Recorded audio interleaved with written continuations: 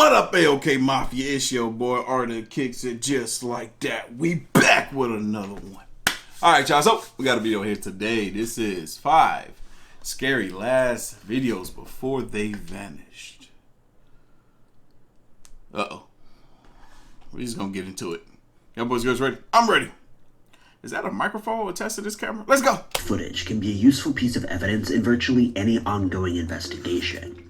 However, it seems to be especially important when it comes to missing persons cases. Oh yeah. Sometimes detectives are lucky enough to find surveillance footage of missing people, which helps them create a timeline of their disappearance and generally moves the search in the right direction. For sure. In 2019, countless people vanished without a trace, but the last known location of these few victims was luckily confirmed when they were discovered in video footage.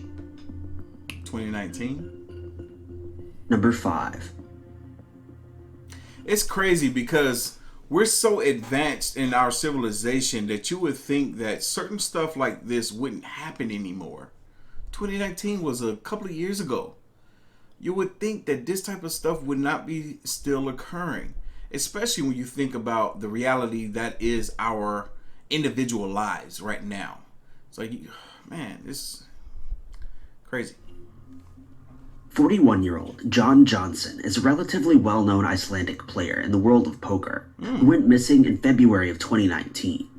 In the first week of February, John and his fiancée set out on a trip to Dublin so that John could participate in a very important upcoming poker game. Chris Jana, his fiancée, was held up at the airport thanks to passport issues, but John carried on with his trip without her, arriving to his hotel in Whitehall earlier than expected.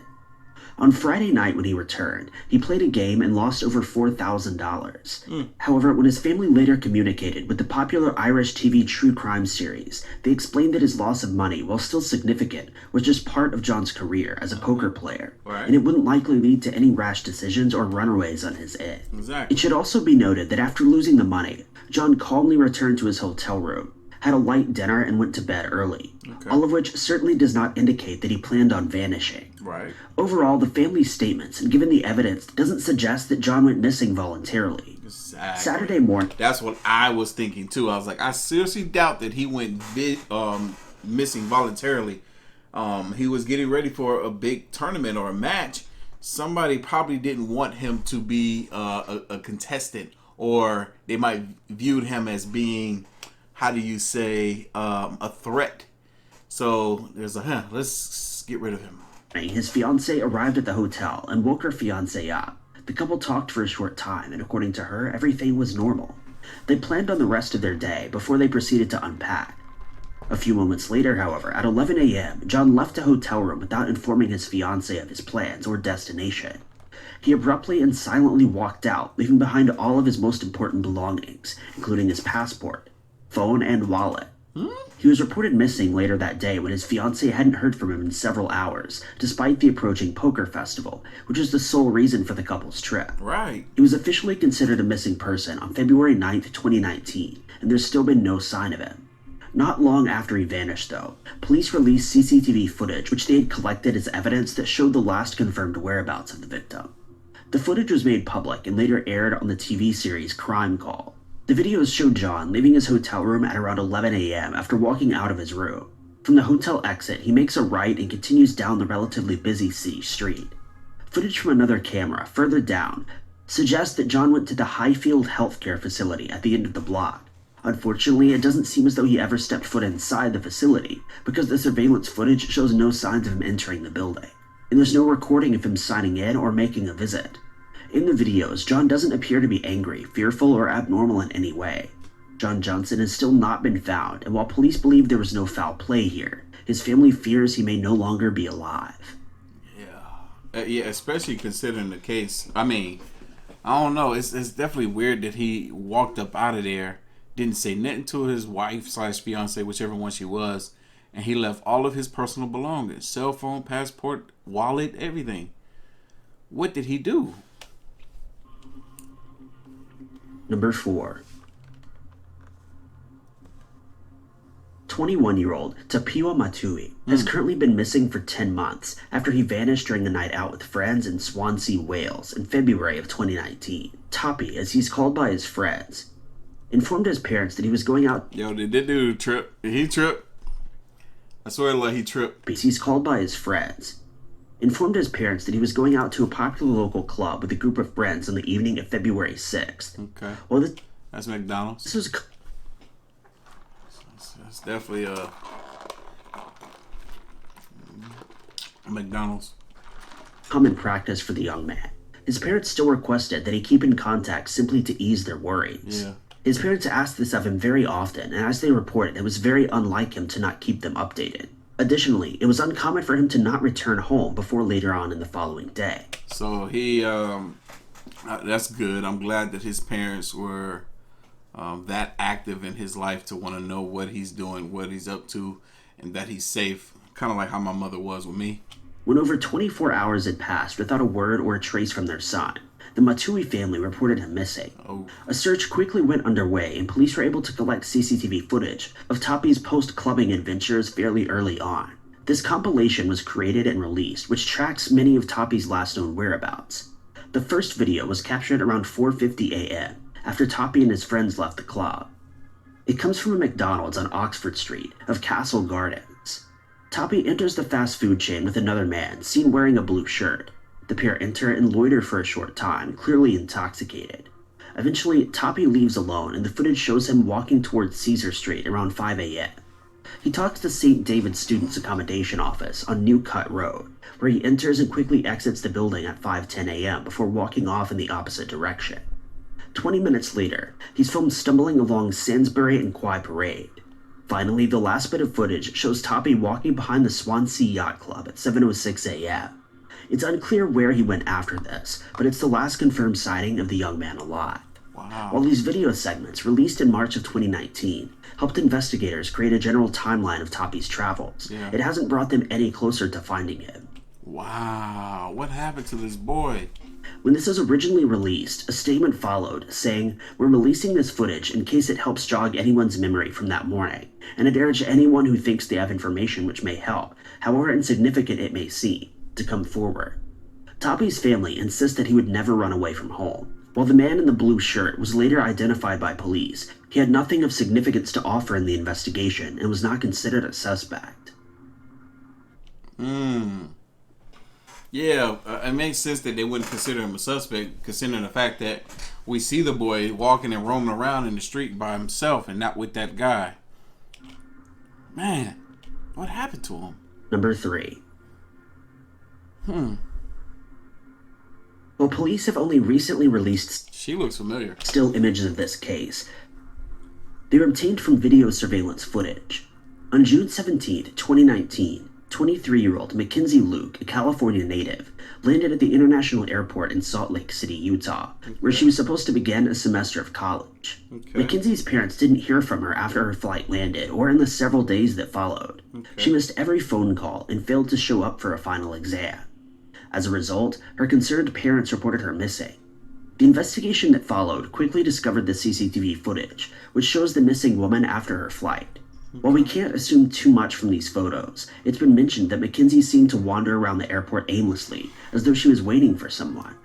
Investigators found that she took a lift from the airport to Hatch Park. Her driver was apprehended and interrogated as a possible suspect, but was released later on after they confirmed his alibi. He said, That's something that's interesting to think about, is that Lyft or Uber drivers can be apprehended or interrogated by cops for a crime that they did not commit, but it can look as though they might have had some involvement. Said that she seemed in good spirits and casually mentioned that she was meeting someone at the park.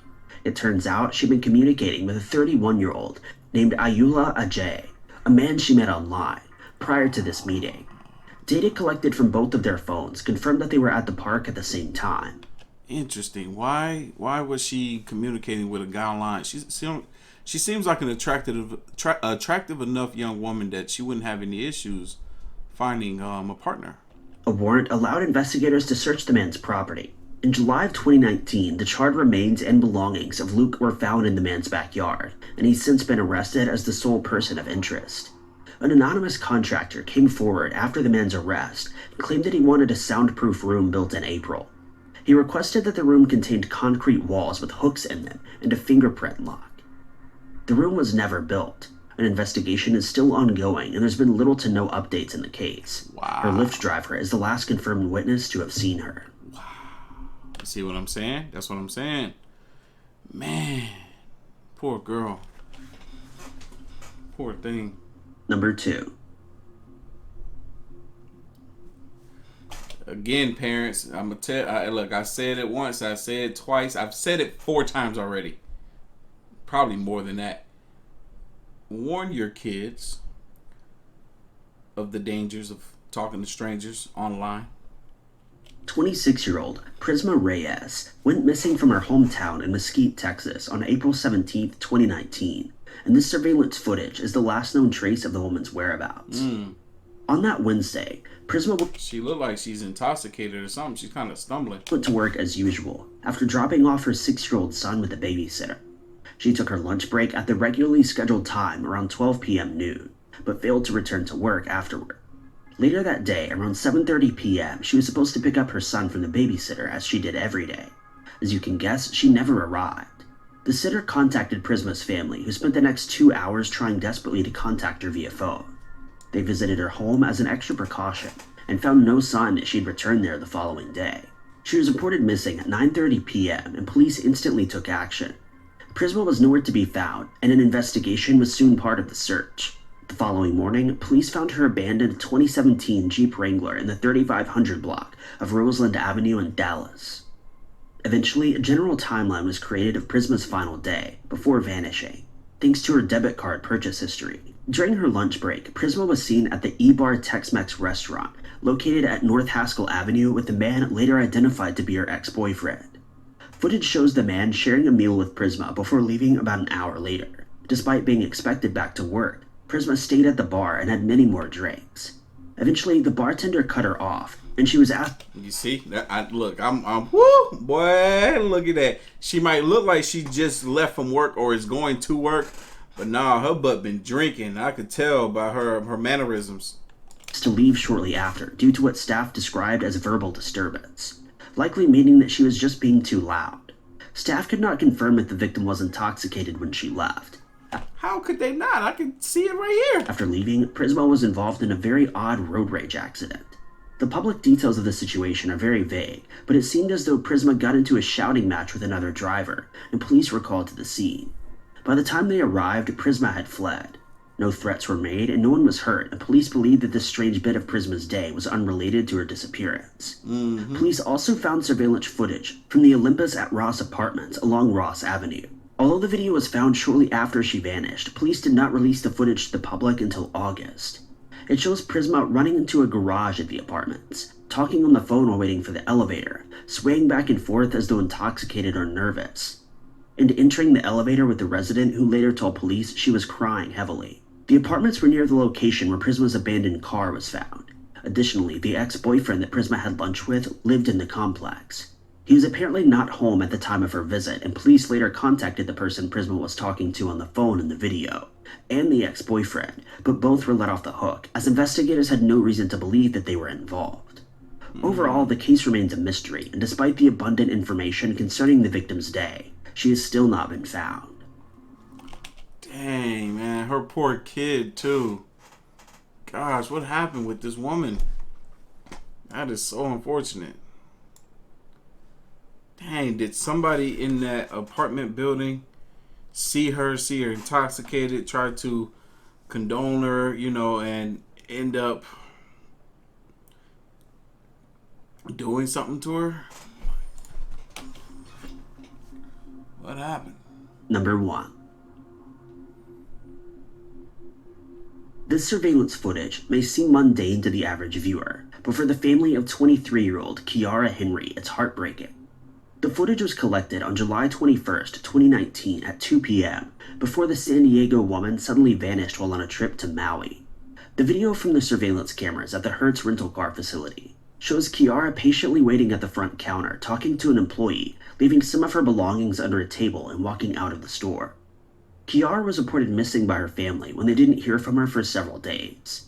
This behavior was very unlike her, and the fact that she went silent on such a distant trip caused her family to worry even more. It was later discovered that Kiara was renting the car for just one day and planned to visit a local state park. Her family reported that she'd taken a tour of the park the day before and loved it, wanting to return as soon as possible. In a lengthy Facebook post shared by her family, they explained the same day Kiara rented the car, she attempted to make a hotel reservation. She also booked a flight home on July 29th.